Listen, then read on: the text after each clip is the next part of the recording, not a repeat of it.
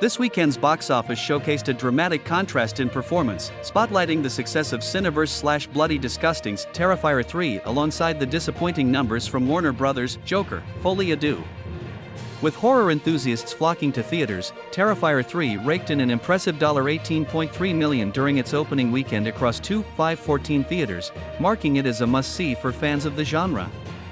Meanwhile, the sequel to the groundbreaking Joker faced one of the steepest second weekend declines in history. Directed by Todd Phillips, Joker, Folie had a substantial $190 million production budget and opened to $37.8 million. However, it has now plummeted 81%, earning just $7 million in its second weekend. According to data from Box Office Mojo, this drop could go down in history as the worst percentage decline for any wide release that debuted with over $30 million if the numbers hold after Monday's final tallies. In stark contrast, Terrifier 3 has surpassed the domestic total of its predecessor, Terrifier 2, which earned $10.6 million. Despite a modest combined production and marketing budget of only $2.5 million, the film is experiencing a remarkable return on investment, outperforming other Blumhouse hits this year, including Speak No Evil and Night Swim. Even if the horror flick's numbers dip in the upcoming weekend due to its niche audience, it has made a strong impact in the horror community. On a different note, Universal/DreamWorks' The Wild Robot continues to impress with its steady performance, accumulating $13.5 million in its third weekend, down just 29% from the previous week. The film has received widespread acclaim, and its success is bolstered by a large number of children being off school for Columbus/Indigenous Peoples Day, leading to increased matinee attendance.